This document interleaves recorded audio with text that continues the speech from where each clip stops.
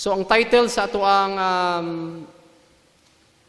presentation mga igsoon karong buntaga mao ang The Plan of Salvation Revealed in the Sanctuary, no? The plan of salvation revealed in the sanctuary, no? Kinahanglan ato masabtan mga igsoon ko unsa gyud ni ang kaluwasan, no? Kay matud pa sa Espiritu Stagna, no, mao ni pinaka taas no nga siyensya nga kinahanglan nato tun-an o kinahanglan nato masabtan, no? What is the science of salvation? No, in the study of theology, that is called soteriology, no? Soteriology, from the word soter, which means savior, and of course logi, which means study, no? So the study of salvation. And we know that Jesus Christ is our Savior. Muna siya nga, it is His plan of salvation. So ang title nato karon muna siya, no? I'll be using presentation, no, that was slides, no, that were compiled by one of the missionaries. Nga kauban nato, mao ni akong gamiton mga igsoon, and I hope nga makatabang ang mga ilustrasyon considering that we are going to study sanctuary, no? So unsa man to ang mga buot pasabot kadtong mga serbisyo, mga furnitures didto sa sanctuaryo, no? Sa yutan-ong sanctuaryo sa typical services, no?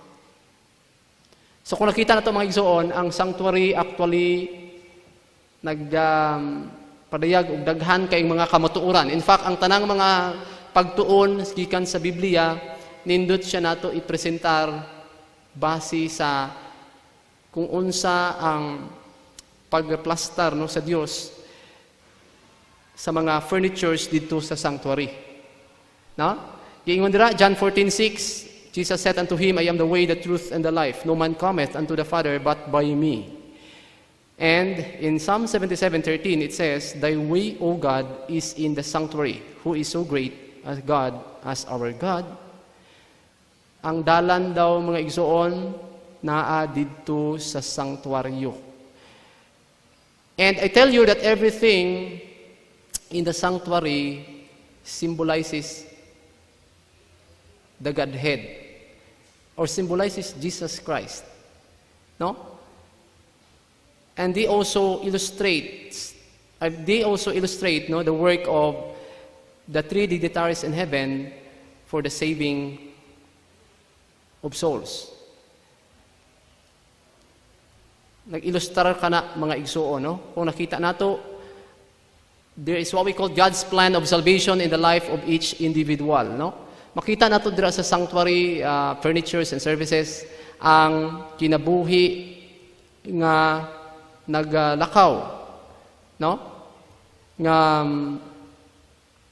espirituhanon pinaagi sa pagkinabuhi, no, sa kung unsa ang ebanghelyo.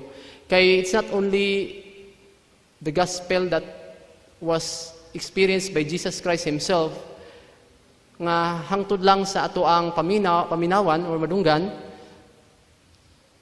pero apil pod nga ato kina siyang makinabuhian, no? Importante na alang sa matag usa nga naglakaw nga espirituhanon, no, ang ihang paglawig diri babaw sa nawong sayuta.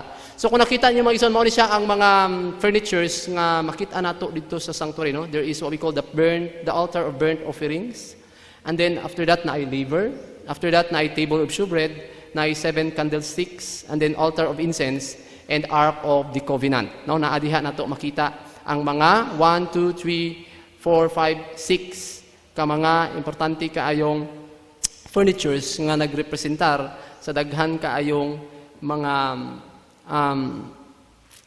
kamatuoran nga atong makaplagan diha sa pulong sa Dios. So ang God's plan of salvation in the life of each individual, no? Individual na siya mga igsoon, individual, makaplaga na diha, no? So ang Romans 5:8, which is si Jesus Christ, no, ang naa dito sa altar of burnt offering nga mao'y gihalad, no? After nga kinibang aning altar burnt offering, nang usa diha ka furniture, no, nga naga simbolo sa baptism. Muna agian tanan, no? before ta mag-decide sa pagbaptize, atong desisyonan gid una nga ihalad nato ang atoang lawas isip buhi nga sakripisyo. This is the first step, no, in passing through the process of salvation, no. There must be a realization sa usa ka makasasala nga kinahanglan iyahang ihalad ang iyahang lawas isip buhi nga sakripisyo. That is found in Romans 12:1 and 2. And after that, you decide to be baptized. Nagsimbolo kana, no? Gisimbolohan kana sa kining labadura didto sa outer court before pa ang inner court sa sanctuary nga maoy nagtudlo kanato, no, sa usa ka importante kaayong seremonyas nga atong agian, ang pagpabautismo, no? Tubig nagrepresent na siya og baptism. And we will know it later nga ang baptism importante kay na, no? Sa kalayo o sa espiritu, no? So pinaagi sa pagtuon sa pulong sa Dios, no? When we decide to immerse ourselves, no, in the study of the Word of God, we are being baptized by His Word, no? And then we will be baptized by His Spirit.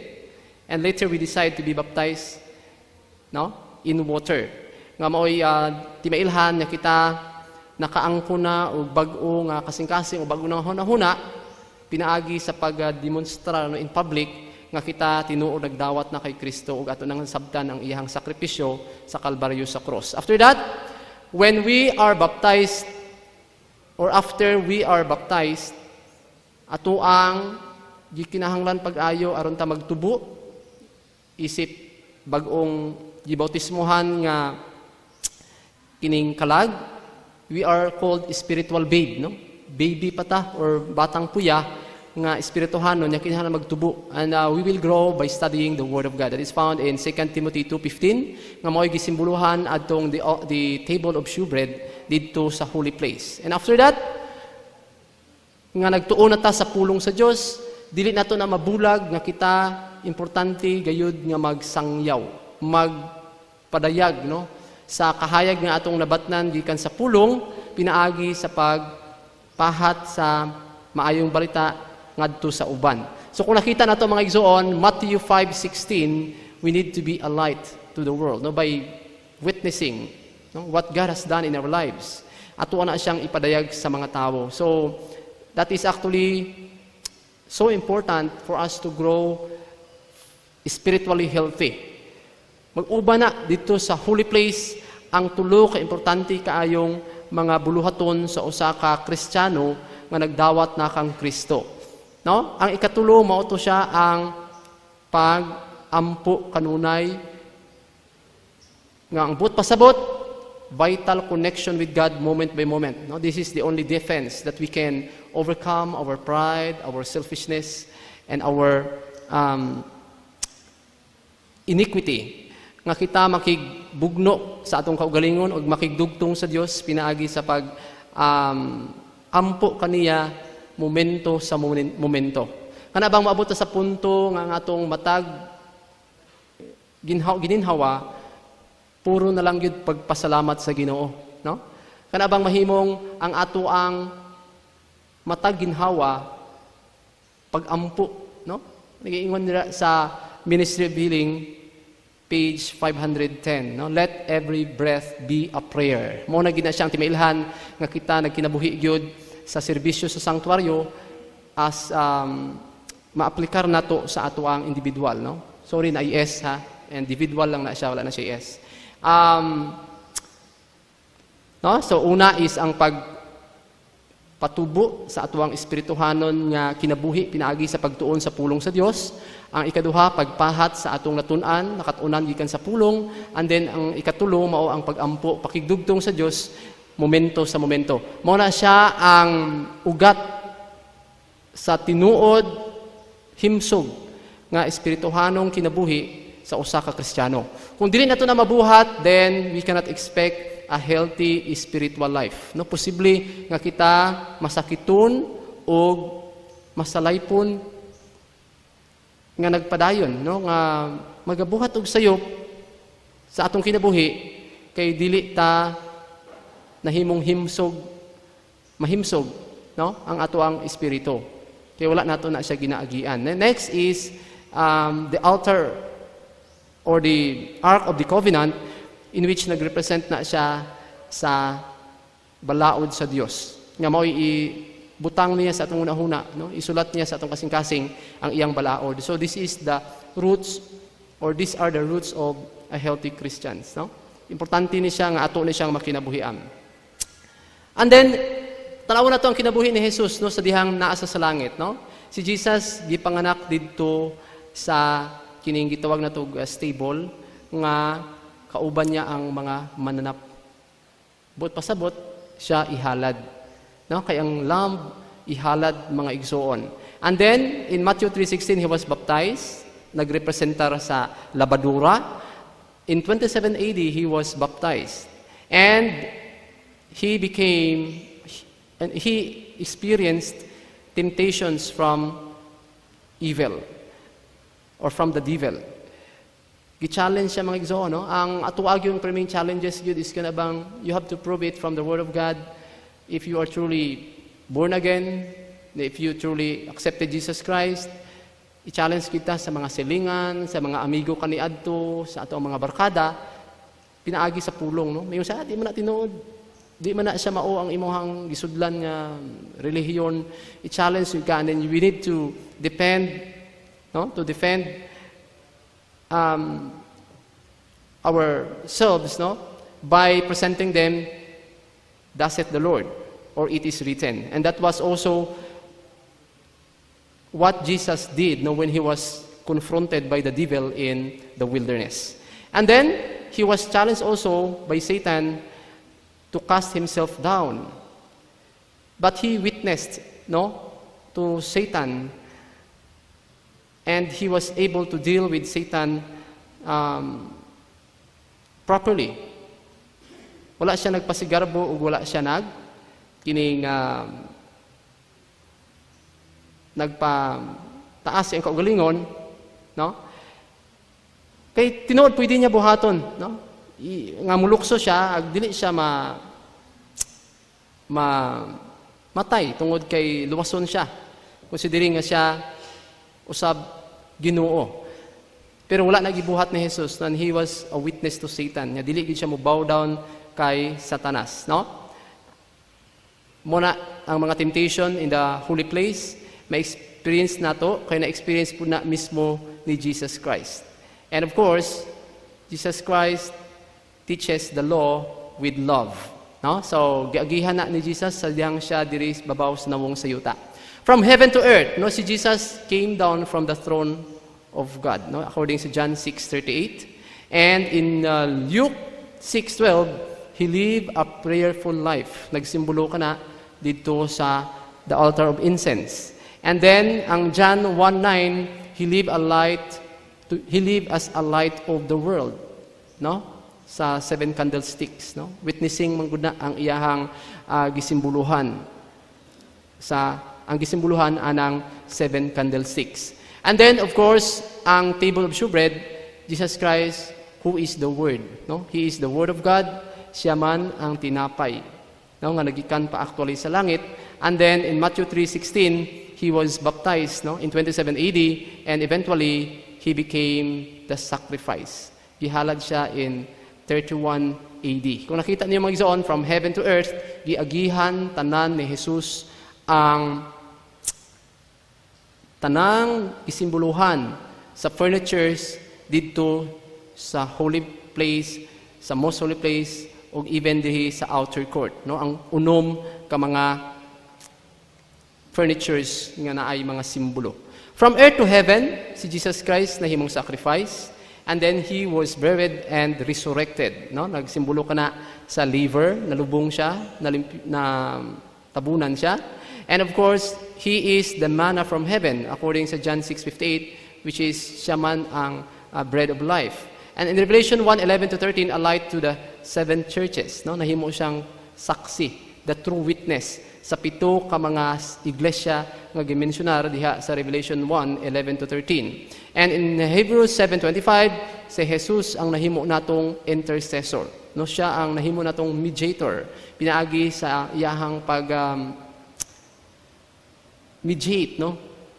Tali sa iyang amahan ug kanato. No, nahimo siyang mediator nato when he entered the most holy place actually in 1844. No? And of course, mauna siya ang example, no, sa kinabuhi ni Jesus nga ato apong kinahanglan maagihan sa atong pagpuyo diri babaw sa sayuta. The sanctuary made by Moses prophesied Christ in the cross or on the cross, which is nakita nato nga ang sanctuary actually is nag-foreshadow sa cross on Calvary. Nasa kung nakita ninyo, anak magigihang porma, no? The altar of burnt offering, the laver, and then the candlesticks, the table of shewbread, and then dito ang the altar of incense and the ark of the covenant. Nga cross gudi ay ang iyang porma, mga igsoon. Next, that's the message of the cross. So ang storya, mga igsoon, nagsugod dito sa babaw, sa langit, nga naay anointed cherub that cover it and have set thee so. Thou was upon the holy mountain of God. Thou hast walked up and down in the midst of the stones of fire. Thou was perfect in thy ways from the day that thou was created, till iniquity was found in thee. Now, so kung nakita niyo mga igsoon, naa dito'y gera nga nahitabo sa langit, no? Si Michael ug si Hillel, kauban ang ilang mga manlunda, nagbugno dito sa langit. No? Found in Revelation 12:7-9. Ug napukan si Satanas kauban ang iyang mga angheles ug gitagbong diri sa babaw sa nawong sa yuta. And mo ni nahitabo, there will be a trial, no? Kay dili pwede nga dili ni butangan og trial, no? The whole universe must prove who is telling the truth, no? Because there is a controversy between the truth and error, the controversy between the good and evil, but there must be a trial, no? Dili pwede nga walay hustisya, because this is one of the attributes of God, that He is a God of justice, no? There must be a trial. And then ang trial mo ni ang proseso. When thy brother shall trespass against thee, ingon diha, go and tell him his fault between thee and him alone. If he shall hear thee, thou hast gained thy brother.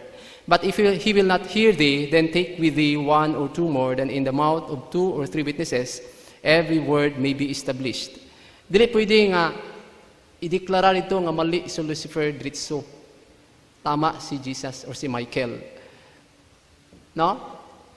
Jesus Christ Himself, because we know that Michael is Jesus Christ, must be put into a trial, no? Naay trial. Mauna siya nga naay third party nga gikinahanglan aron maaprubahan or mapagawas ang verdict nga tinuod sad-an ang isa kanila. Wala na salbar actually ang Ginoo mismo, no, sa trial ng mga igsoon. Ingana kalig-on ang characteristic sa Ginoo ba nga dili na siya mausab, no? He is a God of justice, He is a God of love, He is a God of mercy, nga kinahanglan tagaan og hustisya. Muna ingon dira sa Ezekiel 28:17, thine heart was lifted up because of thy beauty, thou hast corrupted thy wisdom by reason and of thy brightness. I will cast thee to the ground, I will lay thee before kings, that they may behold thee. Naay mga hari nga maoy usa sa maghusga kang Lucifer. Ug kinsa man ni mga hari, mga igsoon? Who would these kings be? And from Jesus Christ, according to Revelation 1:5, it says here, who is the faithful witness and the first begotten of the dead and the prince of the kings of the earth. Unto him what love us and wash us from our sins in his own blood. In verse 6, it says, and hath made us kings and priests unto God and His Father, to be, or to Him, be glory and dominion forever and ever. Kita ang usa sa mamahimong mga hari. Those who aspire to be the members of the 144,000 and eventually maoy magsugata kang Jesus when He comes, will become kings in heaven. And dito atong ma-prove nga it was Lucifer nga maoy sad-an og nagsulti og bakak, dili si Jesus. Kay kontrobersiya man ni mga igsoon. No, atong ma-experience ang experience ni Jesus Christ actually mga igsoon, no? Karon dili ta ingon paghari, no? Wala pa ta makahusga kay ang king mo man ning gahusga. Dito pa ta sa langit maghusga when the books shall be opened, no? Pakita na dito in the kining millennial judgment, no? Because we know Seventh-day Adventists, the three phases of judgment, no? The investigative judgment or the pre-millennial judgment. The second one is the millennial judgment, and the last one is the post-millennial judgment. In the millennial judgment, we are the ones who will be the judge or the judges, because we will become kings there in heaven. Ang angels subject for our judgment. Ing anak kagwapo mga igsoon. Asa giingon? In Revelation 1 and in 1 Corinthians 6:3, know ye not that we shall judge angels? How much more things that pertain to this life?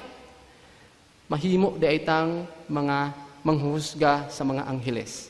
Pero naay requirements for us to become a jury. Mao ni siya ang importante nga mga kwalifikasyon. People deciding legal case. A group of people, usually 12 people, chosen to give a verdict on a legal case that is presented before them in a court of law. Importante ni mga igsoon nga mga kwalifikasyon. Number 1, naatay little knowledge of the crime. Number 2, law-abiding citizen. Number 3, sound judgment. And number 4, not swayed by public opinion.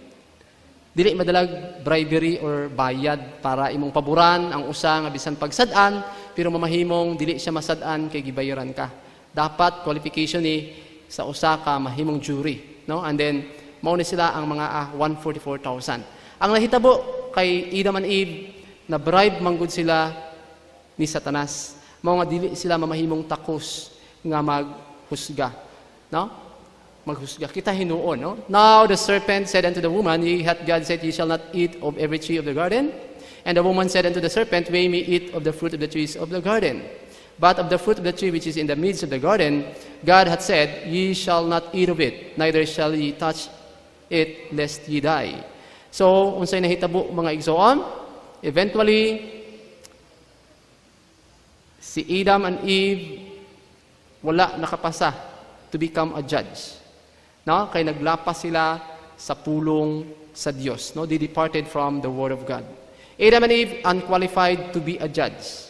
Kaya nga naman, napukan sila sa test of loyalty.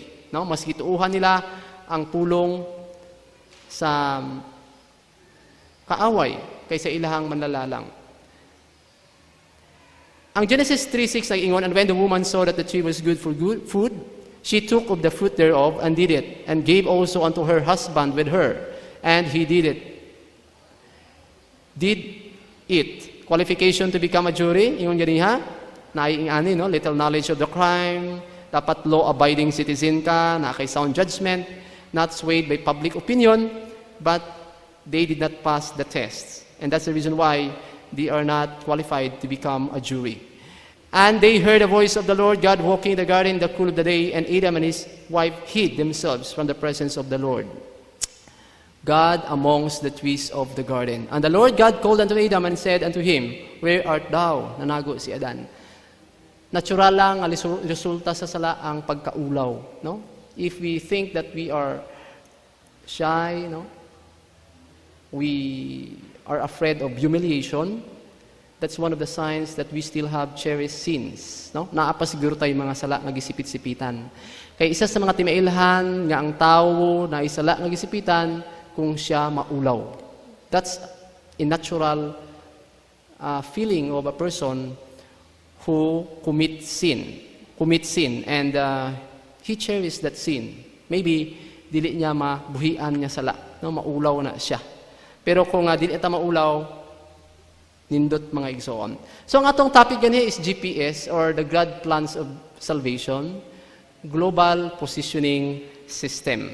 The blueprint or the print of plan or the plant or guide, which is sa galaxy, sa pag-study sa constellation, Kung kinsa ang nai-interest sa study astronomy, study sa astrology, makita nato na dito sa constellation, no?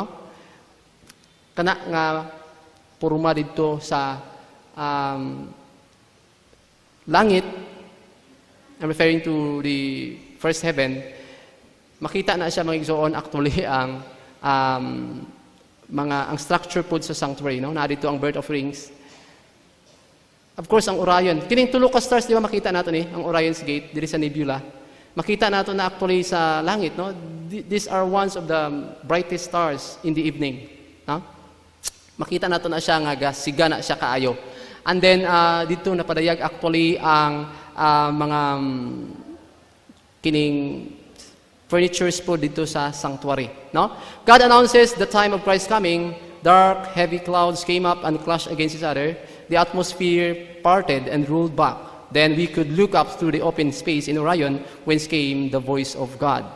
Kay kung magbalik na po si Jesus, no, when we hear the voice of God in His second return, dira na siya moagi sa Orion. Natin ito Orion's Gate. Kita mo nang the brightest star in the night. Itawag na siya Orion, no? Dito na siya magawas si Jesus. Kauban ang mga angheles when He comes. Okay. GPS in the Old Testament, nakita nato na mga igsoon nga it is also being revealed in the Old Testament, no? Through the Passover, the baptism in the Red Sea, the manna, no? The holy nation. And they pray for sanctification in order to keep the commandments of God. Naana siya sa Old Testament. Atong paspasan mga igsoon para dito makulang sa ato ang panahon. GPS in the Old Testament and GPS in the books of the New Testament. No? Ang books sa Matthew to John, which are known to be the gospel, talk a lot about the sacrifice of Jesus. Ang Acts, it talks a lot about baptism by water and spirit. Ang Romans to Jude, which nag-symbolize dito sa furnitures in the holy place, teach us about the Word of God. And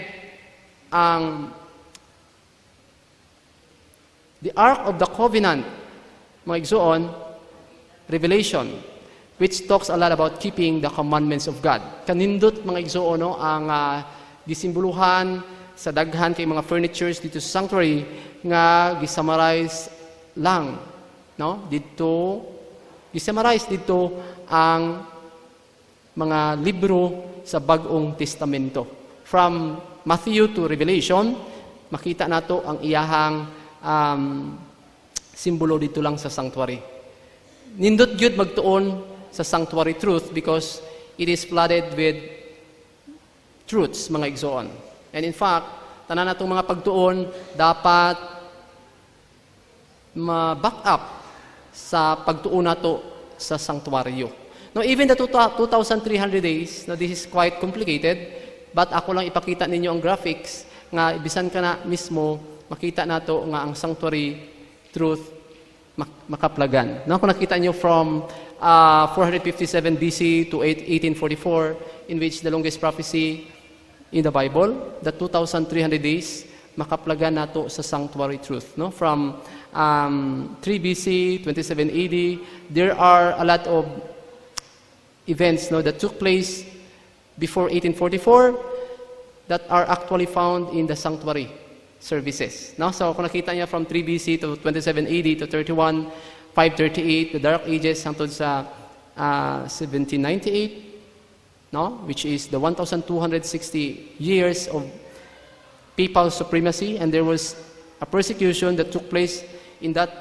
time period na asulod actually sa sanctuary, mga igsoon. And then nakita nato na kanang mga furnitures karon nga naadra nasulod sa Dark Ages were contaminated by Satan, and he tried to erase all those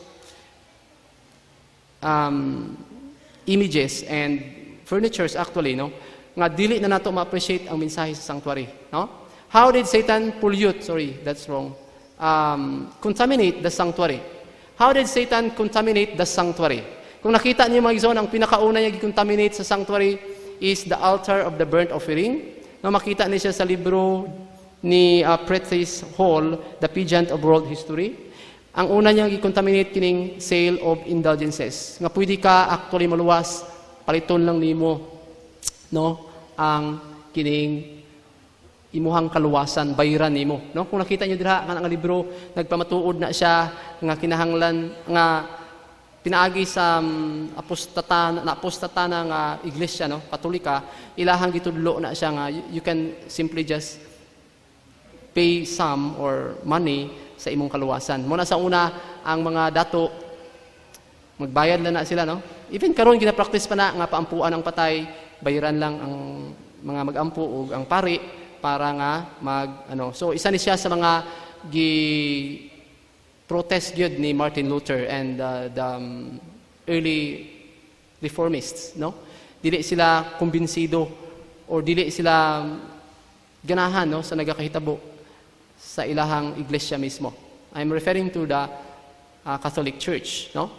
And then ang baptism giguba na mga igsoon. Tinagi pulyot na how did Satan contaminate the sanctuary nga iyang irison tanan nga dili na ma-appreciate sa tawang mensahe sa sanctuary. Appeal dira ang labor in which ang baptism comes from the Greek word baptizo or baptisma nga ambot pasabot submersion or immersion, ambot pasabot ilubong yun. Pero ilahan ang gialisdan pinaagi sa sprinkling. So that contaminate the sanctuary furnitures nga iyahaging walaon. Next, ang Word of God, no? Kabaluta in 2 Timothy 2:15, nga muna siya ang Bible, no? The Old and the New Testaments.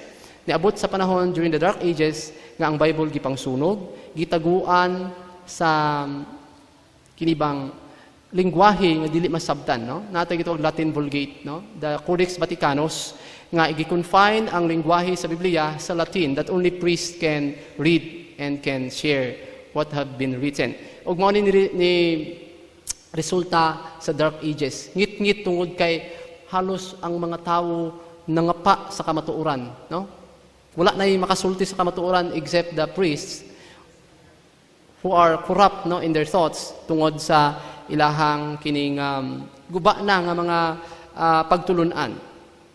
So giguba na siya mga igsoon ang Word of God, and of course ang witnessing ang mga martyrs that time, no, during the Dark Ages, no, ang Waldenses, ang Christian martyrs in general naka-experience og kinibang persecution, no? Very cruel nga persecution ang ilahang naagian sama sa pagsunog, pagpakaon sa ilaha sa mga mananap, no? Mga bangis nga mananap sama sa layon or katong butang nila dito sa arena, no? Pakaon sila sa layon dito, and then I know some of you have witnessed, no? Nakita ninyo sa mga documentation or video clips, no, kung giunsa pag persecute ang mga Kristiyano sa panahon sa Dark Ages. No, giguba na siya ang mga nag-witness, gipamatay gyud nila, no? Next, ang pag-ampo, no, giguba nila ni because while ang teaching in the Bible, plain teaching in the Bible, we can direct our prayer to God, no? Through Jesus Christ. Pero ilaha na siyang giguba mga igsoon nga dito ka magkumpisal sa imong sala sa tawo, no? Mo na siyang kakitabo sa gitudlo sa apostata nga iglesia. Next, ang napulo kasugo, of course, gipaningkamutan nila nga gubon pinaagi sa pag-usab sa ikaupat nga balaod sa Dios ang pag-observe sa 7th-day Sabbath, which is Saturday to Sunday. No, giusab nila na mga igsoon. So tanan-tanan gyud giguba ni Satanas mga igsoon. May hinungdan nga nangitngitan ang mga katawhan. So kini sila mga igsoon, mga reformers ni, no, nga nakaagi og persecution. Nindot ni siya nato tun-an in detail pero kulang tag panahon, ako na lang paspason. Tanawa ang pag-restore sa Ginoo sa tinuod nga iglesia. Paminawa na ito ni insakto mga igsoon, kay nga naman, makasabot ta kung unsaon pagdala sa mensahe sa pinakanindot nga paagi o pinaka maalamon nga pagpresentar. Nga bisan pa ang ato ang mga kaigsuunan diha nga negative sa ato no, tungod kay malibog sila sa atong doktrina. Pero kung atong ipresentar pinaagi sa sanctuaryo no, sa kamatuoran sa sanctuaryo, ato ang mahibaluan mga igsuon nga dili sila ma-prejudice tungod kay it is pleasantly and intelligently presented. Nindot yun ang presentation, ibase na to sa outline nga padayag diha sa sanctuary services.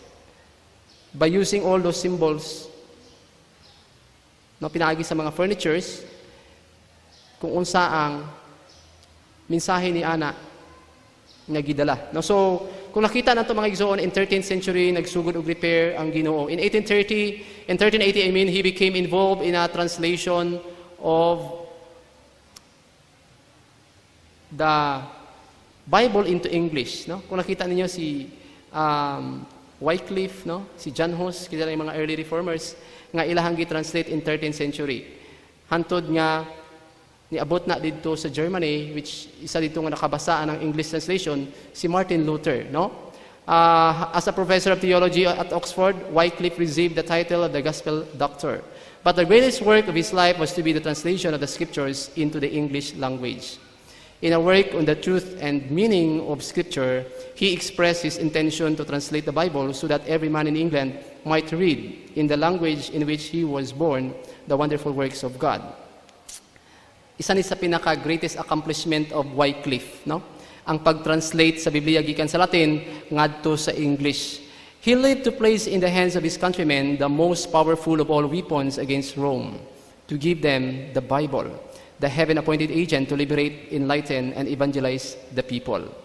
Pero, unsay nahitabo, at last, the work was completed. The first English translation of the Bible ever made. The Word of God was opened to England. The reformer feared not now the prison or the stake. Wala siya nahadlok, no? That is found in Great Controversy, chapter 5. Si Wycliffe ang nag-open the way, nga in 1380, iyahang una na-repair ang, tanaha, na-repair ang the table of shewbread. So, ma-repair ni tanan mga igsoon, pinaagi sa pagtawag sa Ginoo sa iyang mga katawhan in the age of enlightenment or in the age of reformation. So, nauna, no? Sa sanctuary, furnitures, ang nauna repair is ang table of shewbread. In 14th century, kay 13th century man ito ganiha, si Martin Luther, who was the founder of the Lutheran movement, nag-repair sa unsa nga furniture sa sanctuary. No? Si Martin Luther, the Roman Church had made merchandise of the grace of God, no? Katong ingon ako gibaligya na ang kalawasan, ginapabayran na, ug isa dira nga against kaayo si Martin Luther. The tables of the money changers were set up beside her altars, and the air resounded with the shouts of buyers and sellers. Under the plea of raising funds for the erection of St. Peter Church at Rome, indulgences for sin were publicly offered for sale by the authority of the Pope. Luther, though still a papist of the straightest sort, was filled with horror at the blasphemous assumptions of the indulgence mongers. Against kaayo si Luther sa pagbaligya, no? Sa kining gitawag nato kining indulgences, no? Ginabaligya ng kaluwasan. Luther now entered boldly upon his work as a champion of the truth. Nothing but repentance toward God and faith in Christ can save the sinner. Kana ang gitindugan ni Luther. The grace of Christ cannot be purchased. Dili na siya mabayran, dili na mabaligya ang grasya sa Diyos. The grace of Christ cannot be purchased and it is a free gift. He counseled the people not to buy indulgences but to look in faith to a crucified Redeemer. So, unsay na-repair mga igsoon? Another nga na-repair nga furniture is the altar of burnt offering. No, just have faith, no, to the one who was nailed on the cross.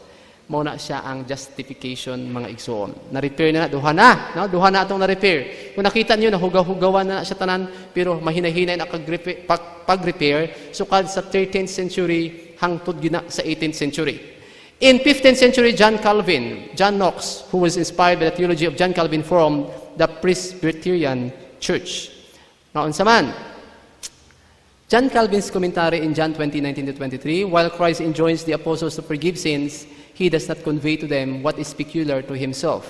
It belongs to him to forgive sins. This honor, so far as it belongs peculiarly to himself, he does not surrender to the apostles, but enjoins them, in his name, to proclaim the forgiveness of sins, that through their agency he may reconcile men to God.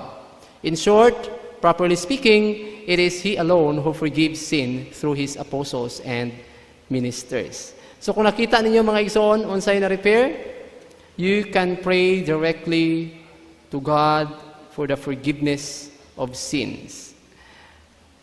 Na-repair karon mga igsoon ang altar of incense, no? So hinahinay siya na-repair from 13th to 15th century na ta, no? Diretso ta ampo sa Ginoo, dili na ta magdiretso ampo sa tawo para pasayloon ta sa atoang mga sala. Ug wala gyud tawo nga dapat ampuan. Kumpisalan sa imong mga sala para ka mapasaylo, no?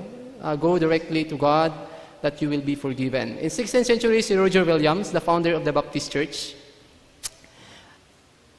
member of a group of Protestant Christians who hold that only adult believers should be baptized and that it must be done by immersion.